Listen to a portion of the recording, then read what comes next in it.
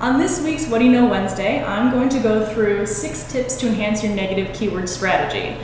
And that's because when I was starting out in PPC, the only way I put negatives in my account was running through an SQR, which is great, but there's so much more you can do.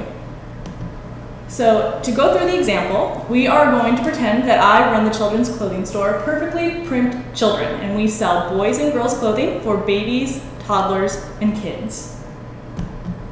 My first tip is that you should always think negatively.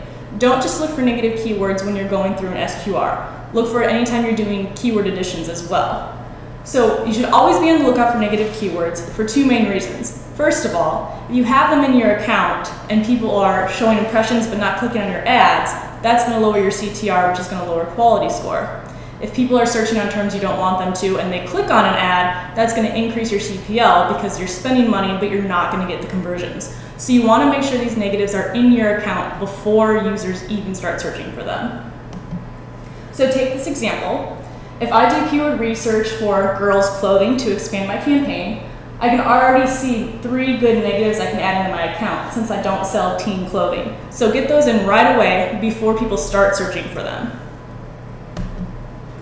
My second tip is to create negative keyword lists. I absolutely love keyword lists. I have them in all my accounts. I recommend having one that is tied to each campaign, so it's kind of like your account negatives keyword list, and put all your random stuff that you know you don't want anything in your account to show for. So if for some reason I get a search for dog clothing, I don't sell dog clothing, none of my campaigns are related to it, put it in your account negatives.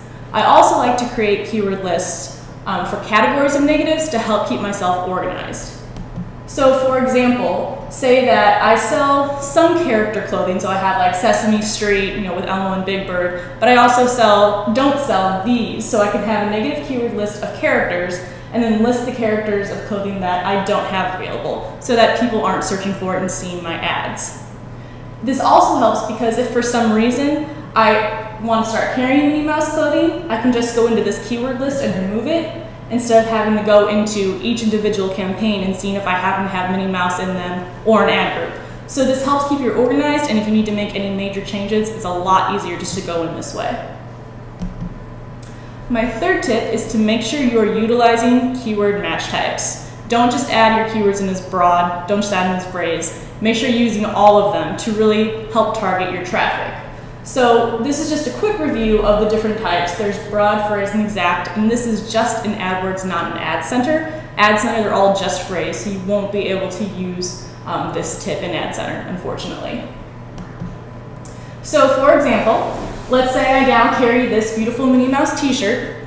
However, I'm going to get some searches for Minnie Mouse if I have the word Minnie Mouse clothing, Minnie Mouse shirts as a broad match. And although some people who are searching just on Minnie Mouse may want to purchase clothing, it's more likely that these people are not looking for what you're offering. So add it in as an exact match to reduce traffic. Now, if you're kind of hesitant and you're not sure that you want this in your account, what you can do is pull your SQR after a while, look at all the exact matches for Minnie Mouse and see, are you getting conversions? And if not, how much are you spending? If you're spending a lot without getting any conversions, then you can add it into your account. Number 4, make sure you're putting your negatives in your search and your display campaigns. Don't just do exclusions for display network. You can also add in negative keywords. So for example, since I don't have adult clothing, women's clothing, or men's clothing, I can add these keywords into my display campaigns, and what AdWords will do is it'll be less likely to show my ads on websites about these topics. So maybe there's a fashion website in general, and they have a page for children's fashion and women's fashion and men's fashion. Then AdWords knows that it's more likely that they'll place my ad in the children's fashion page and not the women or men's. Number 5, you can also use negatives to help direct traffic. So just because you're bidding on a keyword in your account doesn't mean it can also be a good negative.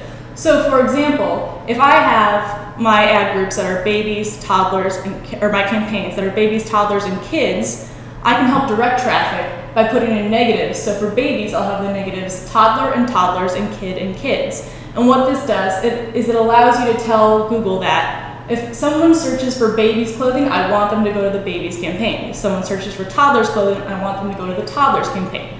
Now, in general, Google does a good job of assigning the right search query to the right keyword, but from my experience, I've definitely gone into a babies campaign and seen searches for toddlers, and I'm wondering, Google, I have this keyword in there. So this just helps direct traffic even better to make sure you're showing the right ads and the right landing pages to the right search queries.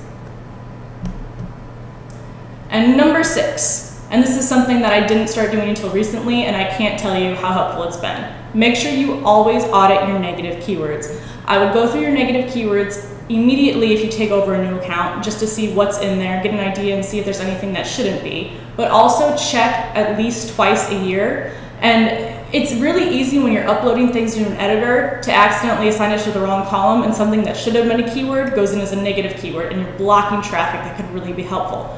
Also, there's just things that can change over time, and you might think initially, well, this keyword isn't going to have any effect on my account. Let's put it as a negative. Then later, the trends kind of change, and you think, well, actually, now I could be getting relevant traffic through that. So make sure that you're looking through your negatives at least twice a year to know that you're blocking the right keywords and not blocking keywords that could bring you relevant traffic.